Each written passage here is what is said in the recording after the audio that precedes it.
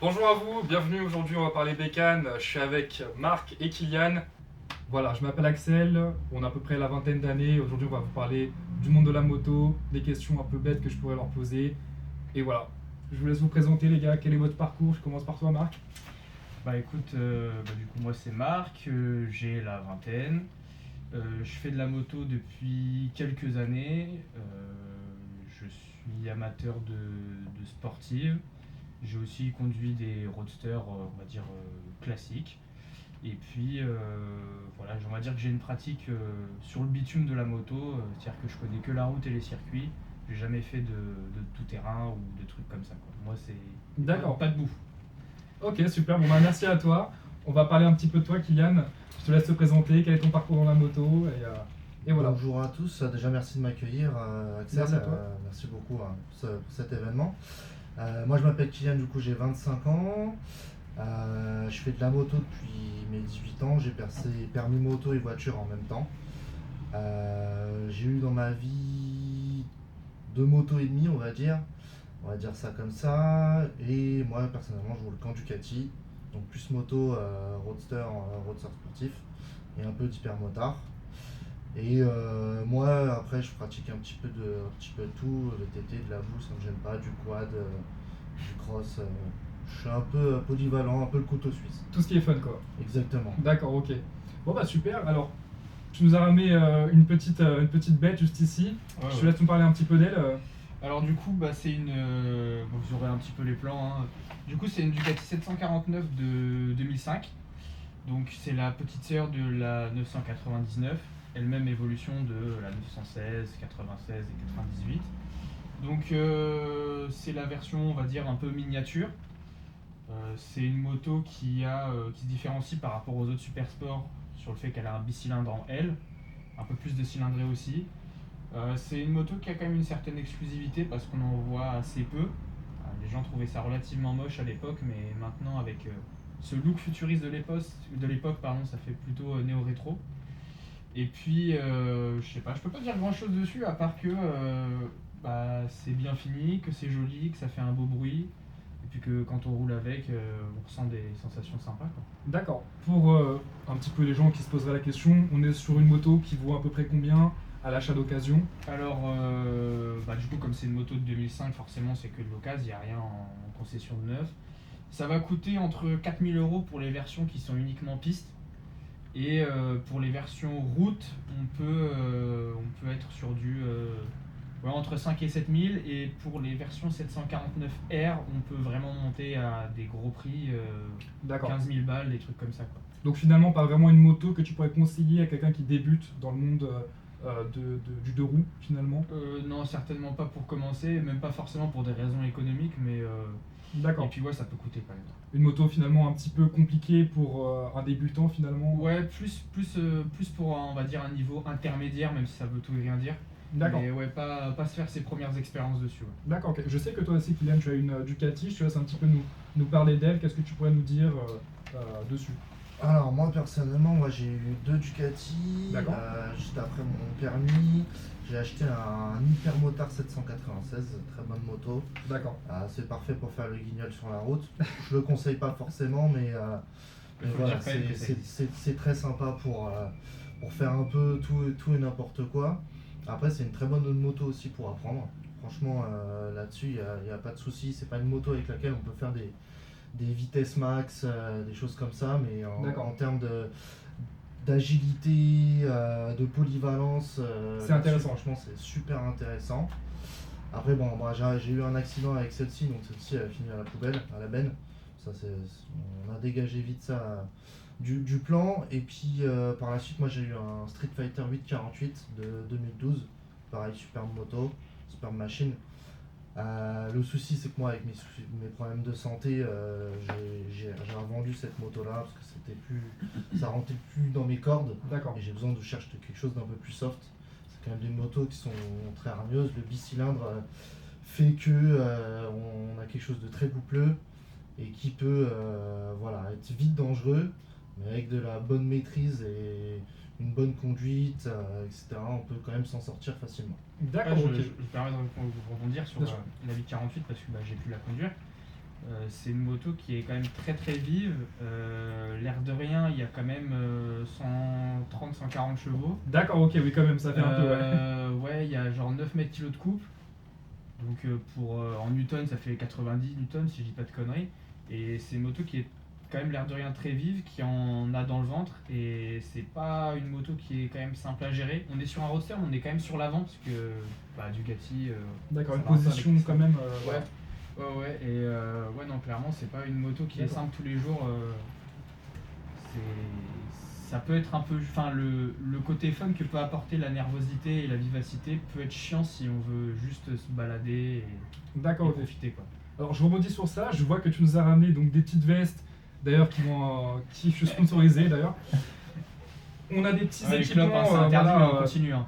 voilà. Faut continuer à sponsoriser les clubs. Donc on a des petits équipements avec le casque de Marc et Ouais. le casque de Kylian.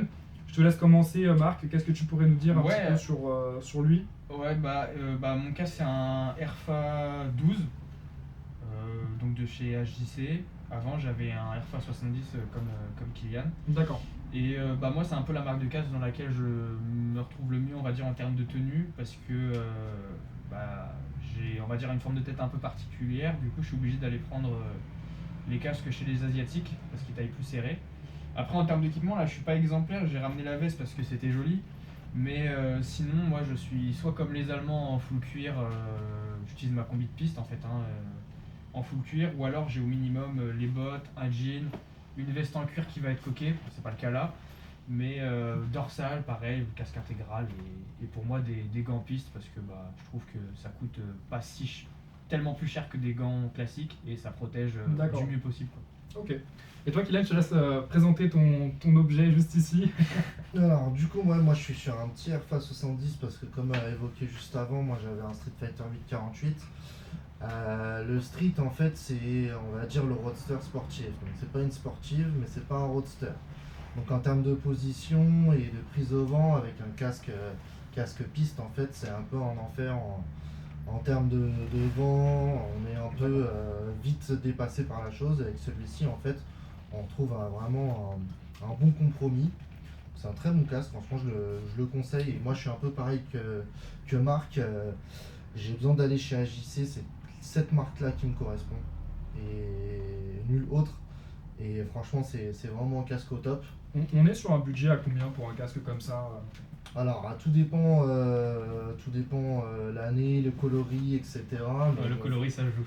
ça joue énormément. La mais peinture, ça ça joue. peut jouer un casque comme ça, si je dis pas de bêtises, parce que ça fait un petit moment maintenant, ça doit valoir dans les 400 euros. Sur le marché à peu près, selon les coloris, on peut faire moins 100 et plus 200. Ouais, D'accord, ça ça varie, voilà, en C'est un, fonction des... casque c'est un bon casque à 300 balles. Voilà, d'accord, ok, ouais, c'est en fonction des éditions. Exactement. D'accord. Exactement. Mais voilà, par rapport à un casque piste comme le FA12, moi j'ai une visière soleil intégrée. Voilà. Après, c'est un casque un peu plus chill, ça n'a rien à voir avec. C'est moins qualitatif, on va entre guillemets, qu'un casque piste, mais c'est pas fait pour la même utilisation. Genre, exemple simple, moi qui ai les deux, je porte des bouchons d'oreille avec. Carrément. Parce que c'est pas insonorisé. D'accord. Tu gagnes du poids, mais c'est pas insonorisé. Ok, Après, il d'accord. y a encore plus extrême qui se fait en termes de casque piste. Il y a encore pire, encore plus léger, encore moins insonorisé. Mais c'est un peu aidé. Et celui-ci est relativement bien insonorisé. Moi aussi, je l'avais eu quand j'avais un roadster. Et c'est vrai que c'est un bon casque. Voilà, on le rappelle, très important d'avoir un casque intégral. C'est vraiment qu'est-ce que finalement la grosse différence qu'il pourrait y avoir dans une chute avec un casque jet ou autre chose. Qu'est-ce que tu pourrais nous dire par rapport à ça? Moi déjà autre chose pour moi même autre chose qu'un casque intégral, ça devrait être interdit. Parce que en général, quand on tombe à moto, soit on glisse sur le côté, soit on part en avant ou en arrière. Donc si tu te bugnes de face et que tu te bugnes à haute vitesse, rapidement quand tu mets les mains devant, tu arrives à hauteur de tête. Et si tu es en casque jet, en fait tu te fracasses à. Voilà, à ce qui est quoi. finalement très utilisé pour les scooters, notamment les casques les jet. scooters ou même ceux qui se disent c'est pas grave, je suis en file où il fait chaud, je me prends un petit casque jet, c'est léger, ça coûte moins cher, je vois un peu mieux parce que tout est ouvert. C'est d'un point de vue sécurité, c'est vraiment mauvais. Et en plus de ça, en général, on est sur des gammes de prix et de qualité qui sont entrées de gamme, D'accord. la plupart du temps en plus de ça. Alors, pour faire le minimum que tu pourrais avoir en termes d'équipement, toi je sais que tu es vachement axé là-dessus, en termes de minimum qu'on pourrait avoir, tu penses à quoi en termes d'équipement de protection? Vraiment le Minimum. minimum, c'est pas l'optimal, mais c'est le minimum, c'est d'avoir des chaussures de moto. Alors le mieux c'est des bottes, mais Voilà. au minima des baskets de moto, parce que c'est le truc qui casse le plus facilement en moto quand on tombe, c'est le pied. Et dans facile 60-70% des chutes, on a les membres inférieurs qui sont touchés, et souvent c'est les pieds qui prennent, parce que c'est très fragile l'air de rien. Donc des godasses, le jean c'est pas top, parce que ça protège de rien en cas de choc, mais sur des glissades à pas haute vitesse, ça peut quand même faire le boulot, si c'est du vrai jean, hein. Si c'est du nylon, c'est de la merde. Et puis après, ouais, une veste en cuir, coquille dorsale ou pull de moto coquille dorsale, casque intégral et gants, au moins des gants typés sport, quoi. D'accord, ok, donc pas sur ce genre de veste. Si Ouais, j'ai non, ça c'est de la l'habitude, para, ça c'est pour faire joli, c'est pour aller au bar, c'est pour aller en soirée. Voilà. Enfin, c'était le mieux qu'il y avait il y a 40 ans, quoi. C'est ça. On est sur une veste de quelle année là pour un petit peu Alors resituer ça? celle-là, on est sur une veste qui date des années 90. D'accord, ok, donc une veste qui est quand même Ouais, assez âgée. on est début 90 celle-là, mais elle a pas tant servi que ça, c'est pour ça qu'elle est en aussi bon état. D'accord, ok, super intéressant. Écoutez, on va passer un petit peu à la partie un petit peu interview, je vais vous poser des questions. Alors moi, on va juste venir à vous rappeler, on est dans le Val-de-Marne, donc voilà, si des gens qui se reconnaissent un petit peu dans les trajectoires, etc., on va parler de ça en premier abord. Kylian, je vais commencer par toi. Alors, donc, qu'est-ce que tu aurais de trajectoire à conseiller pour les gens qui sont dans le Val-de-Marne, ce que tu aimes faire souvent comme trajectoire? Alors, bon, j'ai plusieurs choses en tête quand tu me parles de trajectoire, mais pour des personnes qui sont situées Val-de-Marne, nous on est quand même limitrophe au 77. Il y a moyen de se faire plaisir, mais évidemment il faut aller hors ville. Hors ville, là que c'est un peu plus compliqué. Si vous habitez vraiment dans le Val-de-Marne pur, au milieu du Val-de-Marne, il va falloir sortir un petit peu, donc compter 20-30 minutes pour aborder des routes un peu sympas. Mais après, vous retrouvez dans le 77 ou même dans le 78. Moi, je sais que je connais beaucoup de routes dans le 78 qui sont très sympas. Après, c'est vrai que dans le Val-de-Marne, ça va être malheureusement pas mal de villes. Mais bon, il y a quand même moyen toujours de se faire plaisir tout en respectant les limitations de vitesse, hein, bien évidemment. Et puis voilà, mais moi je connais pas mal d'endroits dans le 77, Fontenay-Trésigny, D'accord. Chaumont-en-Brie, ce genre de villes, de petits patelins qui sont très sympas. Très D'accord. sympas à rouler. Alors, je sais que donc toi aussi tu as pas mal de trajectoires, donc t'as pas été tout le temps sur l'Île-de-France, je te laisse un petit peu en parler. Ouais, alors moi en fait, ce qu'il y a, c'est comme je disais, j'ai fait de la moto depuis quelques années, et en fait, j'ai quand même une grande majorité on va dire, de mon expérience à moto, qui était vraiment une expérience complètement rurale, de campagnard, donc qui a rien à voir avec un petit peu le fait d'être en centre urbain, quoi. Donc vraiment pour schématiser au maximum, je sors de chez moi, je prends la moto.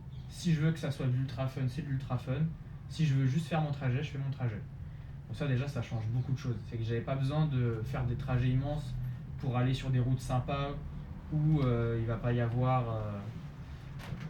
des forces de l'ordre qui font leur taf, mais bon, ça nous fait chier quand on fait de la moto, faut le dire aussi.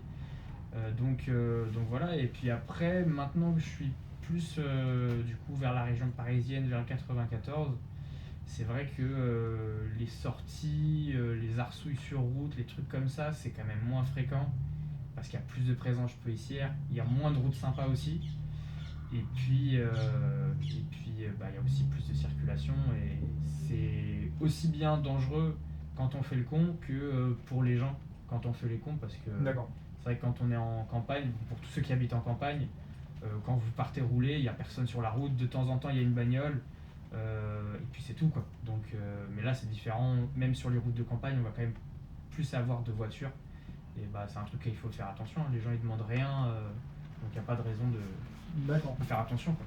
Ok, ce qui est finalement un petit peu plus embêtant de posséder une sportive en Île-de-France que plutôt dans la campagne où on Ah avait un ouais, petit ah peu ouais, plus de sinon, liberté. ça a aucun.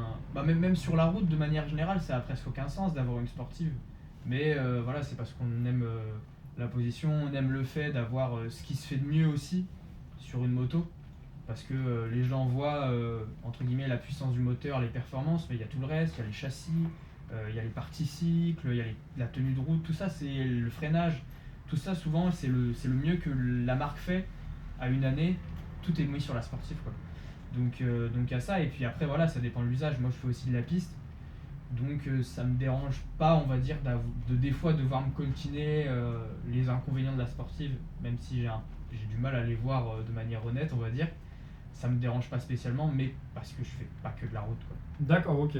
Alors je me retourne vers toi, Kylian. On sait que voilà, Marc fait un petit peu de la piste. Est-ce que tu as une expérience dans la piste ou pas vraiment? Alors moi pas vraiment.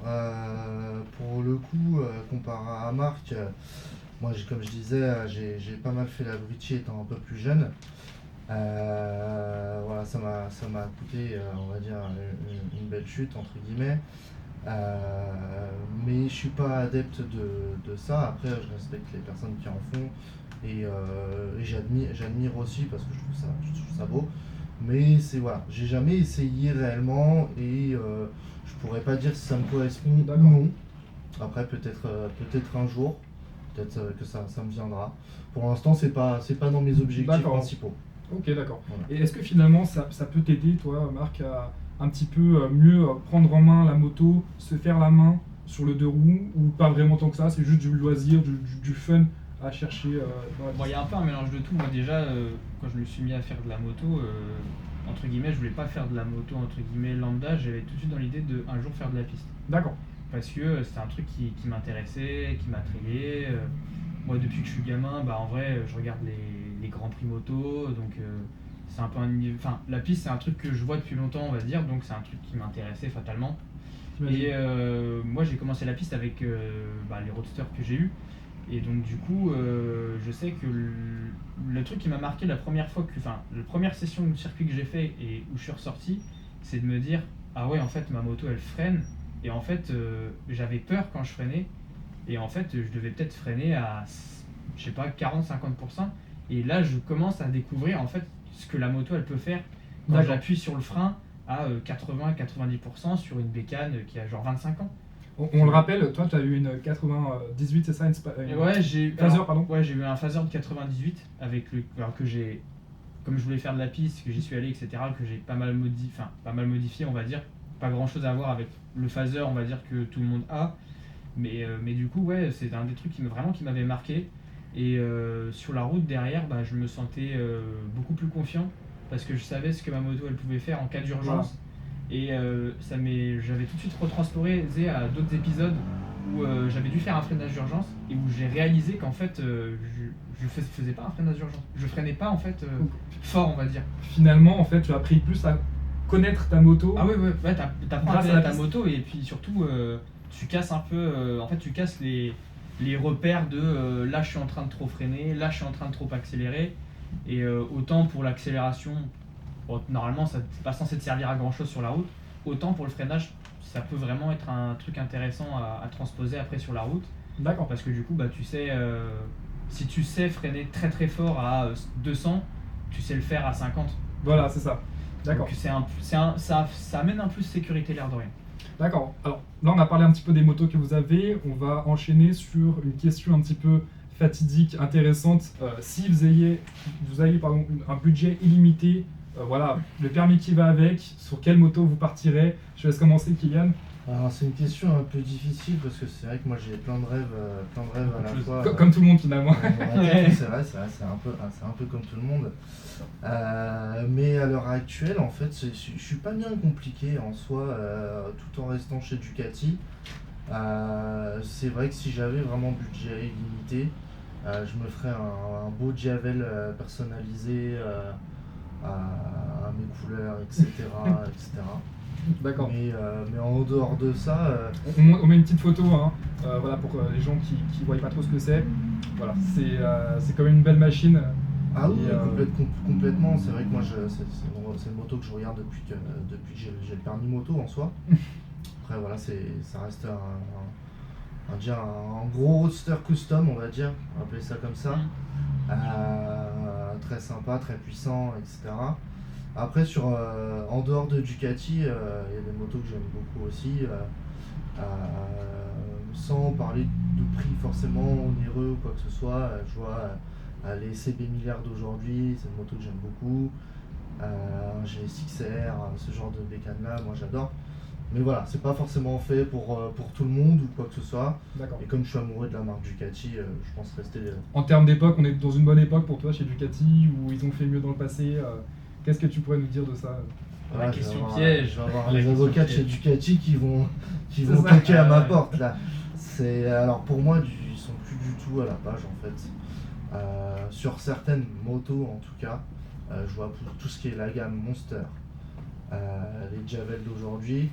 D'accord. Pour moi, je parlais vulgairement, mais on est passé sur une moto plastifiée, un peu le côté bas de gamme qu'on peut retrouver chez d'autres concurrents. Après, c'est vrai qu'en termes de technologie, de puissance moteur, etc., ils sont quand même très très forts. Là-dessus, D'accord. c'est indéniable. Mais voilà, moi je suis un peu déçu. Moi je suis resté un peu sur les années on va dire entre 2005 et 2013 D'accord, chez ok. Ducati. D'accord. Moi c'est les motos qui me plaisent, c'est dans ces années-là. Après au-dessus, c'est vrai que c'est des motos que physiquement qui me déçoivent, mais après voilà, ça reste un avis personnel. D'accord, bah écoute, on va passer à Marc cette fois-ci. Qu'est-ce que tu pourrais nous dire sur ta moto, donc imaginaire, le fantasme que tu aurais Bah moi du coup comme je piste et que j'aimerais aussi un peu faire de la compétition, bah c'est vrai que du coup moi quand tu me poses cette question là, je pense à qu'est-ce que j'ai pour la piste et les compétitions, donc route fermée et circuit, et à la fois aussi ce que j'ai sur la route. Et moi je sais que j'ai longtemps été fan de Kawasaki, surtout du ZX10 avant 2010, là, celui qui était surnommé la faiseuse de veuve ou c'est quoi ouais, bon, il y avait un terme anglais, je me souviens plus exactement. On The vous met- Widowmaker, ouais. On remet la petite Widowmaker. photo aussi, voilà, pour Et en que fait, vous voyez, c'était la première hyper sportive de route qui faisait 200 chevaux.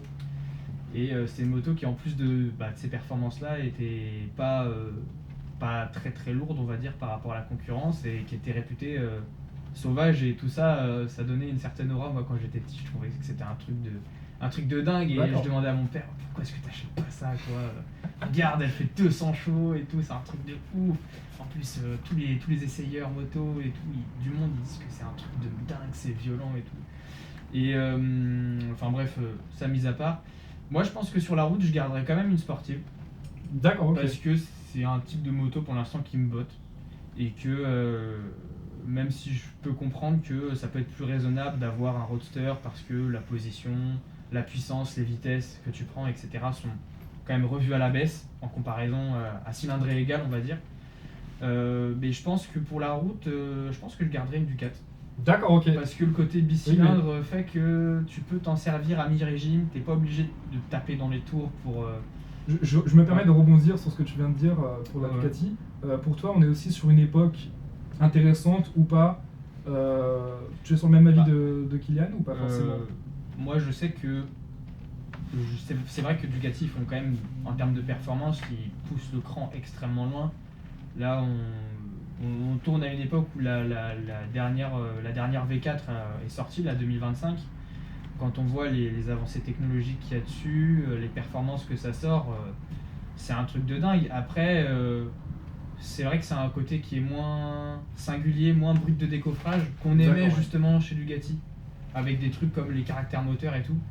Et ouais, non, moi c'est pas un truc qui me fait envier, enfin qui m'envie, et ouais, je pense que je prendrais pas. C'est un truc qui est bien, c'est clair, d'un point de vue pragmatique, c'est un truc de dingue, mais c'est pas un truc que je prendrais. D'accord, ok. Pour continuer sur l'époque, plutôt 4 Ouais. temps, 2 temps, vous êtes plus sur quelle optique, toi Kylian, par exemple?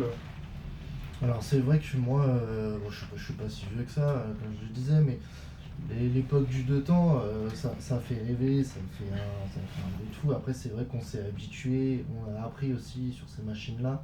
Ouais. Enfin moi personnellement j'ai appris sur du 4 temps.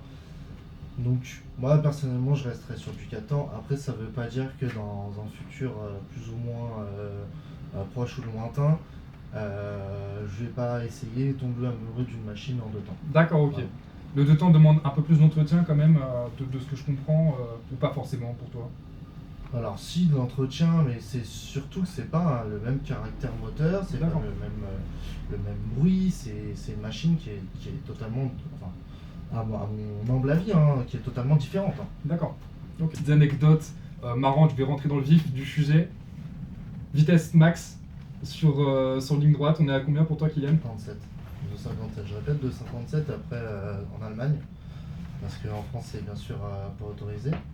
D'accord. Voilà, Qui sur reste les très grosse autoroutes, vitesse finalement déjà. Oui, sur un deux roues. Puis moi je suis pas quelqu'un qui est amateur de grande vitesse. Après c'est vrai que voilà. D'accord. On teste les capacités du véhicule, mais ça s'arrête là. D'accord, on n'est pas sur. Tu recherches pas finalement que ça pour prendre du plaisir finalement dans. Non, moi dans je la suis moto, plus dans dans le monde de la vélo. l'accélération un petit peu, jouer un petit peu en virage, Voilà. etc. Mais je reste, je vais parler vulgairement entre guillemets, je reste un peu un motard du dimanche. Voilà, moi je sors la moto quand il y a du soleil, etc. Alors je vais certainement me faire insulter, mais c'est la vie, c'est comme ça. Moi j'ai envie quand il fait beau, j'ai envie de sortir. Quand il pleut, ça me plaît moins. Et avec les caractères moteurs des motos que j'ai eu, ça correspondait pas trop à mon utilisation de la moto. Mais voilà, encore une D'accord. fois, ça reste personnel. Et chacun fait ce dont il a envie. C'est noté, merci à toi. On va voir si Marc te dépasse. Marc, je te laisse nous dire. Alors déjà, peut-être pour les fans de voitures qui passent, à moto c'est très différent 200 en moto qu'en voiture. Et oui, c'est ça qu'il faut prendre en compte aussi. Ouais, déjà on n'a pas toute l'insonorisation, on subit la vitesse, quelle que soit la moto, on subit cette vitesse-là. Et ouais, c'est moins tranquille d'être à 200 sur une moto que sur une voiture. L'impression de vitesse c'est pas du tout la même. Donc à 250 sur une moto, en plus en fonction de la moto, ça peut. Enfin, la sensation elle peut être dingue par rapport à un petit 250 en Golf GTI quoi. C'est ça. Mais bah alors du coup moi sur circuit, la plus grosse vitesse que j'ai pris sur circuit c'est 251 compteur et je crois avec un différentiel de 5 km, enfin de 5 km/h avec le GPS, D'accord, on ouais, avait regardé. d'accord. Et sur route fermée, quand j'avais essayé un Jax 750, j'avais pris 272 avec. Ce qui reste énorme, je sais pas si vous vous rendez compte, pour les gens qui sont pas dans le monde du deux roues. Ce qui commence à être quand même des vitesses assez dingues. Et, Voilà. et ouais, là, voiture ou bécane, c'est chaud quoi. Ça reste Ça énorme. commence à hein, être c'est, chaud et. Rien que la prise au vent est démentielle. hein. Ouais, c'est dingue. Et puis, encore une fois, en plus, avec la moto par rapport à la voiture, il faut anticiper tout ce qu'on fait. On peut pas tout jouer sur on va dire la réaction qu'on va avoir. Il faut qu'on anticipe Bien sûr. constamment. Parce que on peut pas prendre les freins en virage comme peuvent le faire les gens en voiture. Voilà, quoi. c'est ça. Il y a plein de choses comme ça qui font que la sensation et gérer la chose, c'est quand même beaucoup plus compliqué. Mais ouais, non, après moi je suis pareil, je suis comme Kian, je suis D'accord, ouais. pas trop un fan, on va dire, de la moto, on va dire un peu à la Ghost Rider, à bloquer les compteurs sur l'autoroute, à zigzaguer entre les bagnoles. D'accord, ok. Je ouais. peux comprendre le plaisir. Alors c'est pareil, je vais peut-être me faire un peu insulter là-dessus. Je peux comprendre le plaisir, même si je trouve que c'est un peu un truc d'inconscient, l'air de rien, parce que là on se met en danger soi et les autres. Mais je peux comprendre le plaisir que ça peut procurer à certains. Après, je pense que voilà, les mecs comme ça, je pense que la majorité des gens n'en ont jamais croisé dans leur vie. C'est pareil pour les mecs en bagnole qui font ça. Je pense que vous en avez jamais croisé dans votre vie, peut-être une fois. Mais ouais, non, ouais, ça commence à être des grosses vitesses, mais moi je suis plus intéressé par le fait de me tirer la bourre en virage. Je trouve D'accord, ça plus Ok, ouais, vecteur effectivement. de sensation que la ligne droite. Après, peut-être que si j'avais un GSX R1000 K5 J'imagine, comme Ghost Rider, je trouverais ça plus marrant de rouler à fond sur l'autoroute ou des trucs comme ça. Alors, surtout faites très attention à vous, hein, pour les gens qui sont un petit peu passionnés de la vitesse de pointe. Ouais, là Bien sûr. on parle de trucs à la con, mais en vrai, si ça vous intéresse de taper des grosses axelles, des grosses vitesses de pointe, bah, utilisez les pistes de drag en fait. Il y a des mecs qui font ça, vous avez des conditions, en plus vous avez un tarmac qui est fait pour, avec un grip qui est plus intéressant, et puis les conditions, quoi, vous emmerdez personne, c'est vous tout seul, si vous tombez, vous tapez rien, vous faites que glisser. Donc non, si les accès, les vitesses de pointe ça vous intéresse, trouvez des endroits à minima fermés à la circulation pour le faire, quoi. Mais D'accord. ouais, non, faites pas ça sur la route parce que vous mettiez en danger vous, c'est une chose, mais mettre en danger les autres, ça c'est un autre problème. Et là, pour le coup, c'est problématique si on peut dire ça comme ça. Voilà, je rebondis là-dessus. Voilà, pour vous, un petit peu la bienveillance ou non des automobilistes, des usagers sur la route. Kylian, je te laisse commencer sur le sujet. Est-ce que tu trouves que finalement les automobilistes, donc en voiture, ont une bienveillance ou non envers les motos, font attention? Est-ce que tu as eu déjà, par exemple, des anecdotes à nous raconter par rapport à ça, un manque d'intention qui a failli te mettre en danger et potentiellement d'autres personnes aussi? Moi personnellement, ouais, c'est ce que j'ai dit depuis le début. Là, ça fait 7 ans que j'ai le permis moto. Je trouve que ça se dégrade de plus en plus. Malheureusement, je trouve que maintenant, en fait, faire de l'interfile moto, etc., ça devient de plus en plus dangereux.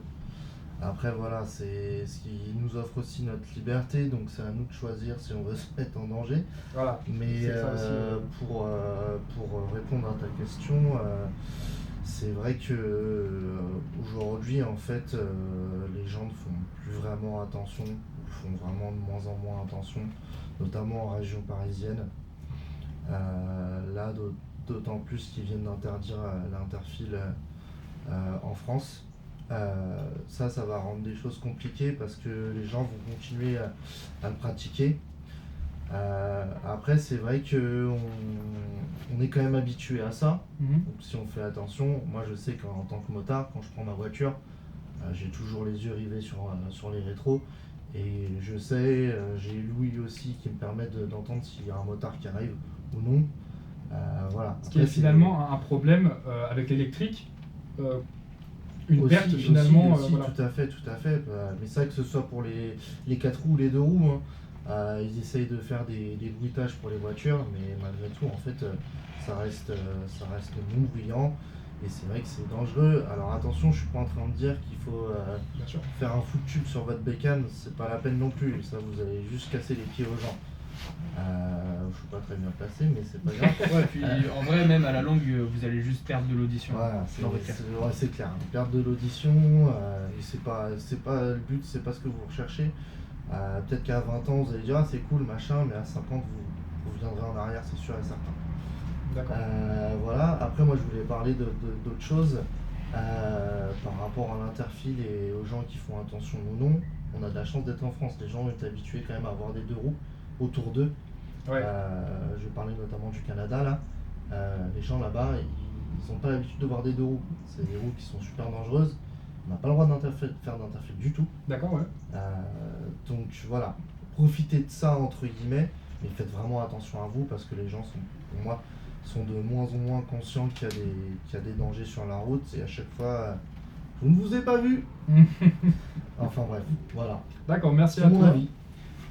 Marc, des petites expériences par exemple que tu as eues, j'imagine que tu vas avoir un petit peu les mêmes propos que Kylian, mais Pour l'interfile, j'ai un peu le même avis, dans le sens où on continuera de le faire parce qu'en fait c'est plus une habitude et qu'en fait le vrai danger dans l'interfile en vrai c'est pas tant les voitures parce que à la base c'est un truc qui est toléré, pas autorisé, et en fait le problème c'est la vitesse des motards en interfile, quoi. C'est-à-dire quand les voitures elles sont arrêtées, si les gars ils roulent à 90, c'est évident que c'est de la faute du motard s'il y a un problème. Par contre si le motard il est à 50, bah déjà il a le temps de réagir, quelle que soit sa moto et quel que soit ce qui se passe, il a le temps de réagir. Par contre, s'il roule à 90 alors que tout le monde est arrêté, voilà, tu vois, il y a ça aussi, tu vois, et le danger, c'est peut-être les autres qui sont en voiture parce que bah, une voiture dans le rétro, même en vision périphérique, tu la vois, une moto pas forcément. Mais quand même, avec la moto, souvent il y a le problème de la vitesse, quoi. Et ça s'applique aussi à l'interfile. eh oui.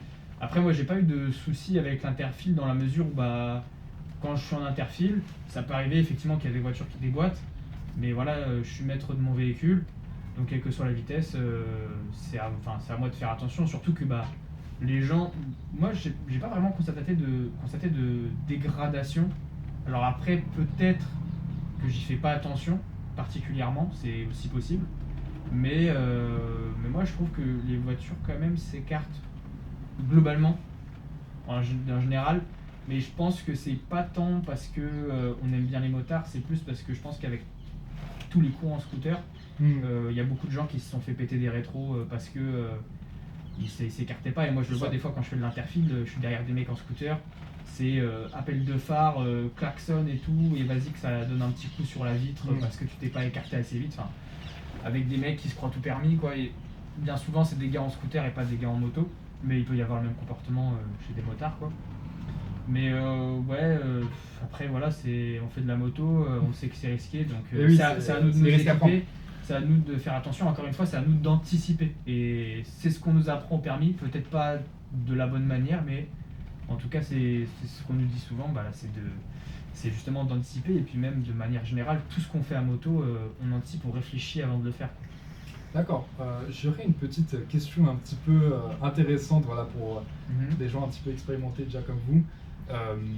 Quelles sont les conditions finalement pour que vous ayez une confiance à prêter une moto à quelqu'un? Alors je sais pas, je vois que tu souris encore, je te laisse nous raconter un petit peu les conditions à remplir pour que je puisse par exemple conduire ta moto. C'est pas délicat comme question, Tendu. puisque c'est pas vrai. Je sais que une personne à laquelle je connais un peu sa conduite, son passé, s'il a encore son permis, s'il a plus son permis, je ne prêterai pas, bien évidemment. Mais voilà, c'est des petites conditions comme ça. Une personne de ma famille, par exemple mon frère, je lui laisse ma moto sans problème. D'accord. Parce que il est motard aussi, et je sais qu'il va pas forcément faire la voserie, qu'il sait que ça représente quand même un coût, malgré tout. Voilà. Après, il y a des personnes, c'est sûr qu'il y a des catégories de motos avec des catégories de personnes à qui je ne prêterai pas ma moto. D'accord, notamment, tu peux nous en... Fais-nous un profil Par type de exemple, la personne à qui tu prêterais pas... Un profil type, et il n'y a pas de dégradation là-dessus, chacun fait ce qu'il veut. Mais par exemple, il y a des jeunes que je vois en Tracer 700, short, claquette, t-shirt, jamais de la vie. Jamais de la vie, Jamais d'accord. de la vie, Même je s'ils prête pas ont un peu d'expérience dans le monde du deux roues, Non. pas du tout. Non, parce Ça, que c'est pas ma intéressant. vision de la chose de la moto. Après voilà, j'ai aussi fait des conneries. Pour moi, être en t-shirt claquette, c'est une connerie. Mais voilà, c'est des choses pour moi, ça fait partie des conditions pour lesquelles je prêterai pas forcément ma moto. Intéressant, d'accord. Merci à toi. Je te laisse nous raconter ton CV du profil type, Marc, pour voilà, quelqu'un à qui tu pourrais prêter ta moto pour faire, imaginons, 30 minutes de route sur une trajectoire. Ouais, en vrai, quelqu'un qui a eu un motard du dimanche, hein. Parce que c'est des gars qui, on va dire, qui roulent vraiment pour se faire plaisir. Ils cherchent pas à aller tâter les performances que la moto elle peut sortir. Ils font attention parce que ils savent que c'est des motards du dimanche, quoi. C'est-à-dire que même s'ils peuvent avoir le permis depuis 7 ans, ils savent très bien qu'ils n'ont pas beaucoup roulé, peut-être en comparaison de d'autres qui peuvent avoir que 1 ou 2 ans de permis à moto, tu vois. Donc et puis après de manière générale, une personne de confiance dont je sais qu'elle peut tempérer son usage de la moto, quoi, qu'elle peut être tranquille. Après, c'est vraiment avoir au cas par cas, mais dans tous les cas, je pense que prêter ma moto, c'est un truc qui arrivera rarement. Et ça se fera en vrai je pense, qu'il y a des conditions comme ça, quoi, de la personne, comment elle roule, est-ce que je la connais vraiment bien ou pas, quelle confiance est-ce que je lui accorde, mais c'est pas un truc impossible, mais c'est pas un truc qui arrive tous les jours. D'accord, ok, bien sûr. Après, oui, effectivement, il faut quand même certaines choses à remplir pour que tu aies confiance aussi quelque part de ton côté, voilà, pour un prêt de ta moto. D'accord, merci à vous. Moi, j'ai plus vraiment de questions là-dessus. Je tiens à vous remercier d'abord d'être venu pour cette interview. Et voilà, on espère vous faire une prochaine très prochainement. Merci à vous.